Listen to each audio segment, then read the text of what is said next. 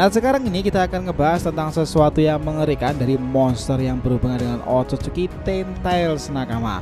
Monster ini pada akhirnya memang akan menjadi ancaman lebih besar dari Kaguya kan. Di dunia Naruto, Tentails selalu menjadi entitas yang menakutkan. Makhluk ini mampu mengubah bentang alam semesta, menciptakan bencana dahsyat, bahkan memiliki tingkat cakra sebesar planet kecil nih. Yang lebih mengejutkan, Tentails yang kita kenal di Shippuden bukanlah yang terkuat dari jenisnya loh. Di kisah Boruto 2 Blue Vortex muncul Tentails baru yang disusun sebagai juvenil remaja.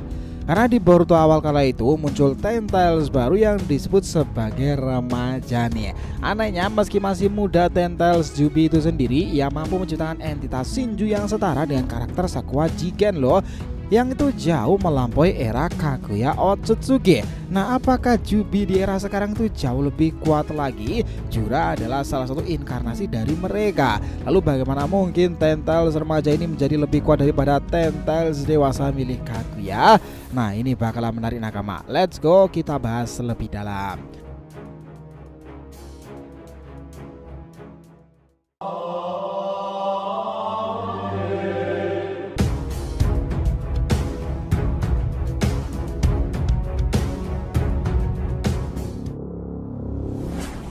Oh ya, biar terus bisa berinteraksi dengan kalian nih, subscribe dan bantu ramein video ini ya nakama.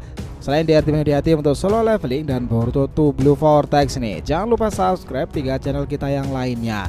Joy Boy The Library of Nika untuk One Piece, Saga Boruto 2 Blue Vortex untuk tema fanfiction nih. Sementara Stone Odyssey nanti kita akan review versi bahasa Inggris, anime, manga, dan juga manhwa lainnya. Oke, jadi kita tunggu kalian muncul di sana pula. Let's go, kita masuk ke pembahasannya. Gini nakama, dunia shinobi mungkin pernah bernafas lega nih saat ancaman Kaguya berakhir kala itu. Namun ternyata ancaman yang jauh lebih besar itu telah berakar diam-diam sejak lama. Tentails sendiri, makhluk yang dulunya menjadi sumber kekacauan besar dalam perang dunia ninja, kini kembali hadir di era Boruto kan. Yang lebih mengejutkan lagi bukan dalam bentuk dewasanya, melainkan sebagai versi remaja yang justru lebih mengerikan. Bukan hanya mampu membelah bumi atau memuntahkan cakra sebesar samudra itu, Tentails itu yang satu ini bahkan melahirkan makhluk selevel dengan Jigen, sosok yang kekuatannya melampaui Kaguya sendiri atau bahkan setara loh. Nah para Ego Jubi itu mungkin bisa dengan mudahnya itu menangkap para Biju. Itulah yang menjadi pembeda perbandingannya. Bagaimana bisa makhluk belum matang itu justru melahirkan kekuatan yang mengancam tatanan semesta? Jura adalah contoh nyata nakama. Asal usul Jubi klasik dulu itu cukup jelas ya. Ia lahir dari gabungan Kaguya dan pohon cakra raksasa yang telah menyerap energi planet. Ia bahkan sempat dalam sosok misterius yang diduga adalah Ishiki. Namun Tentails era Boruto berbeda. Ia belum menyerap planet apapun, belum menelan Otsutsuki apapun, tapi justru lebih berbahaya lagi kan. Mungkin ya nakama, rahasianya itu terletak pada 3 hal. Pertama, pengaruh dari Code sendiri. Makhluk ini tidak berkembang sendiri, ia dimanipulasi. Code dengan sisa kekuatan Ishiki yang melekat dalam karmanya dan juga sel Shibai Otsutsuki yang bersemayam di tubuhnya karena anggota dari Kara telah menjadikan Tentails sebagai bahan eksperimen pula. Dari sinilah muncul Shinju seperti Jurahi dari Matsuri Mamushi dan juga Ryu Ego Jubi yang tak hanya mewarisi kekuatan tapi juga kesadaran buatan. Tapi Jura adalah yang terkuat. Kedua, mungkin bersumber pada cakranya lebih murni. Bisa aja Jubi ini berasal dari planet yang jauh lebih kaya energi daripada bumi. Tempat pohon cakra bisa tumbuh sempurna dan menghasilkan buah kekuatan yang tak terbayangkan. Jika di era Dragon Ball ada naga Shenron sendiri nakama, di era Boruto ada Shinju. Nah masing-masingnya itu dari Jubi atau bahkan naga tersebut itu ada banyak di berbagai planet. Mungkin ceritanya akan seperti itu ya, tak terbayangkan memang. Ketiga adalah kekuatan manusia yang ditelannya. Jura adalah contohnya yang menjadi cepat kuat dan lebih kuat lagi setelah menyerap individu seperti Sasuke, memanfaatkan pengalaman kekuatannya sebagai bahan bakar untuk berevolusi lebih jauh. Misteri ini tak berhenti di situ aja ya nakama. Akar pohon dewa ternyata bukan sekedar mitos semata. Ia hidup, tumbuh dan menjalar ke seluruh penjuru dunia bahkan di dimensi. Itu sama seperti konsep jaringan akar pohon Yggdrasil dalam mitologi Nordik nakama. Divine Tree bisa menyebar dan menciptakan tunas-tunas baru, klon dari dirinya sendiri, dan itulah kenapa Shinju bisa muncul di tempat-tempat yang tak masuk akal pula. Bahkan suara pohon bisa terdengar oleh makhluk seperti Matsuri kan. Itu membisikkan pengetahuan purba yang hanya bisa diakses lewat jaringan akar cakra kuno. Yang menarik adalah di era Boruto juga menyimpan referensi kuat terhadap mitologi Nordik sebenarnya. Yggdrasil dengan 9 cabangnya melambangkan 9 biju. Sumur di bawahnya mencerminkan 3 sage legendaris dunia Naruto, kodok, ular, dan juga siput kan. Apakah ini kebetulan atau bagian dari narasi besar yang sedang dibangun? Ya bisa aja referensi itu diambil dari tempat tersebut. Tetap saja banyak pertanyaan belum terjawab nih. Apakah Kyuubi remaja ini benar-benar muda atau sebenarnya telah matang lalu menyusut karena kehilangan energinya? Apakah bumi juga akan berakhir seperti planet Momoshiki yang habis terkuras itu? Dan seberapa besar potensi jura Shinju terkuat paling mematikan sejauh ini yang menjadi ancaman Boruto nih? Semua itu mengarah pada satu hal, misteri yang sengaja dibiarkan terbuka kan. Ishimoto itu kreatornya tampaknya menentang para pembaca untuk terus bertanya-tanya, terus menyelami rahasia di balik layar sendiri.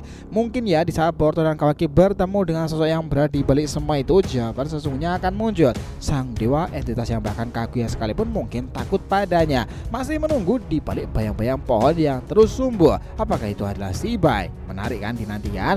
Di dunia shinobi, nama Kaguya Otsutsuki dulu dikenal sebagai akhir dari segalanya. Dewa wanita yang turun ke bumi kala itu membuah kekuatan luar biasa mengesankan, menciptakan pohon cakra dan menelan buah terlarang demi kekuatan absolut. Dunia gemetar saat ia bangkit kembali menjadi Dewi Kelinci itu. Tambahkan aliansi besar shinobi harus bekerja sama untuk mengurungnya dalam dimensi lain kan. Tapi kenyataannya nakama, semua itu hanyalah puncak dari gunung es yang masih tersembunyi. Karena di balik kekuatan Kaguya tersimpan ancaman lebih besar lagi, yakni Kyuubi itu tadi. Karena kita ingat betul ya, makhluk raksasa ini bukan hanya sekedar sumber cakra aja, ia adalah fondasi dari semua kehancuran. Ia mampu membengkokkan alam, menciptakan bencana, mengubah wujud dunia menjadi tandus hanya dengan gerakannya. Kisahnya belum selesai di sana cuy. Kyuubi yang kita kenal di era Shippuden ternyata bukanlah bentuk paling sempurnanya. Di era Boruto muncul kembali dengan nama yang mengandung ironi, Juvenile Ten-Tails tersebut. Artinya itu masih remaja nakama. Tapi justru dalam bentuk mudanya ini ia lebih berbahaya dari sebelumnya loh. Sesuatu itu jauh lebih mengerikan. Pertanyaan pun muncul, bagaimana bisa versi muda dari Ten-Tails menghasilkan makhluk selevel Jigen yang kita tahu memiliki kekuatan yang mungkin setara dengan Kaguya? Untuk ngejawabnya nakama, kita harus menyelami lebih dalam asal-usul kekuatan tersebut yang klasik nih. Kaguya menempatkan kekuatan melalui proses luar biasa panjang ya. Dimulai dari menanam pohon cakra di bumi, menyerap energi planet selama ribuan tahun, kemudian memakan buah cakra dari pohon itu. Ia juga menyatu dalam pasangan atau rekannya yang diduga kuat adalah Ishiki Otsutsuki. Setelah itu menjadi satu pohon tersebut, terlahirlah entitas mengerikan yang kita kenal sebagai Kyuubi. Saat dia disegel, makhluk itu dipecah menjadi 9 bagian menciptakan biju seperti Kurama sampai yang lainnya. Nah ini jelas berbeda kan dengan Kyuubi di era Boruto. Ia belum pernah menyerap planet manapun, belum menelan satupun tubuh Otsutsuki. Kehadirannya bisa melahirkan makhluk seperti para ego Kyuubi yang langsung memiliki kekuatan yang kecerdasan buatannya itu luar biasa mengesankan. Pengaruh code itu menjadi sesuatu yang sangatlah mengesankan. Pengaruh code itu menjadi sesuatu yang menjadi titik balik sendiri, kekuatan Shibai dan juga informasi-informasi keberadaan para dewa. Dengan sel ini ia mendapatkan kekuatan seperti Daemon dan juga Eida, kekuatan yang bisa membengkokkan realita pula. Di tangan code inilah Clawgrim juga lahir, makhluk-makhluk aneh manipulasi Ten-Tails yang lama-kelamaan berevolusi menjadi Shinju, wujud yang seharusnya hanya muncul setelah menyerap cakra dalam jumlah masif kan.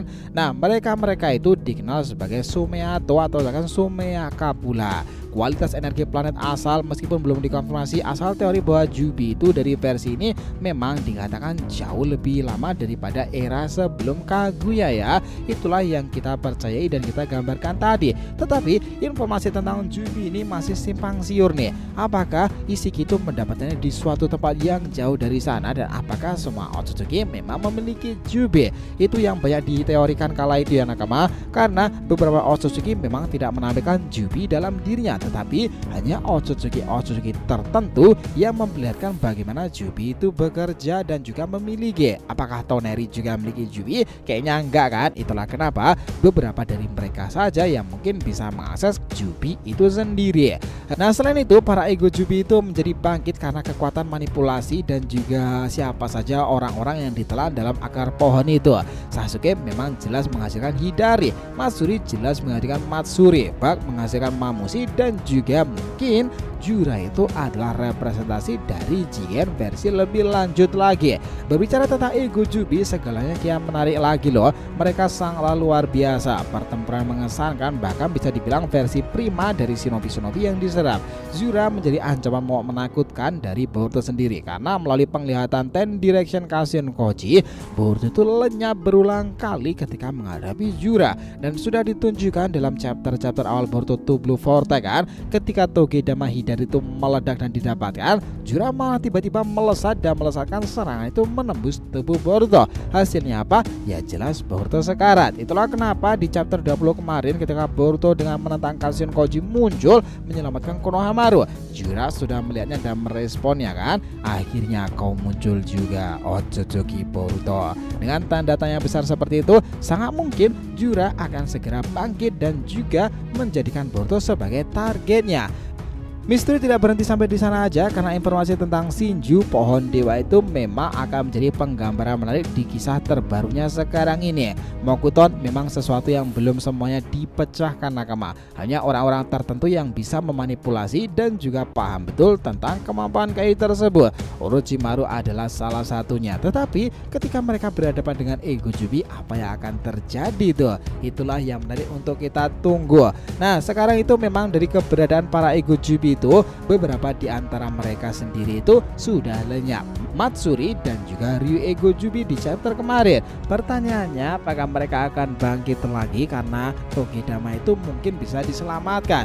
Jika seperti kasus Hidari mungkin bisa ya, tetapi untuk Ryu itu kebangkitannya itu akan sangat sulit karena Sarada sendiri dengan kekuatan Mangekyou Sharingan yang sudah terbangun itu serasa sudah menghancurkannya kan. Itulah yang menjadi menarik lagi di chapter-chapter mendatang.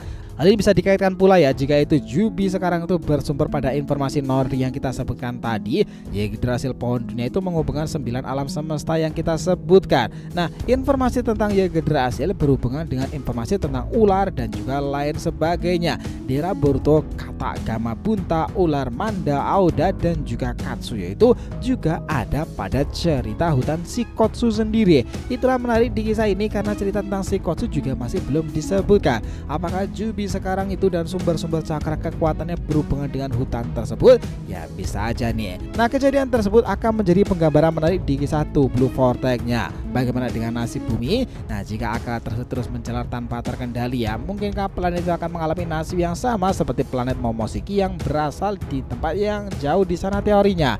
Planet tandus hancur, dia hanya menyisakan pohon cakra yang menyedot segalanya sampai tak tersisa.